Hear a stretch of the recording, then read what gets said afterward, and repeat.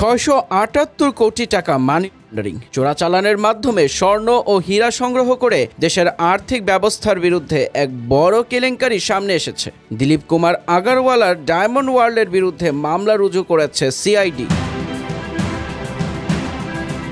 মঙ্গলবার সিআইডির বিশেষ পুলিশ সুপার জসিমউদ্দিন খান নিশ্চিত করেছেন, চোরাচালানের মাধ্যমে অর্জিত 678 কোটি 19,14,014 টাকা এর প্রাথমিক সত্যতা পাওয়ায় ডায়মন্ড ওয়ার্ল্ডের মালিক দিলীপ কুমার আগারওয়ালার বিরুদ্ধে মামলা দায়ের করা হয়েছে। তিনি জানান, গত 2024 সালের 29 সেপ্টেম্বর সিআইডি ঢাকার financial crime unit diamond world লিমিটেডের আর্থিক লেনদেন, নথিপত্র ও ব্যাংক হিসাব পর্যালোচনা করে অনুসন্ধান শুরু করে। অনুসন্ধানে দেখা যায়, প্রতিষ্ঠানটি স্থানীয় বাজার থেকে চোরাচালানের মাধ্যমে স্বর্ণ ও হীরা সংগ্রহ করে অবৈধভাবে অর্থ উপার্জন করেছে। প্রাথমিক তথ্য প্রমাণে চোরাচালান ও উৎসহীন অর্থ উপার্জনের সত্যতা মেলায় গত সোমবার দিলীপ কুমার আগারওয়ালার বিরুদ্ধে মামলা রুজু করা হয়।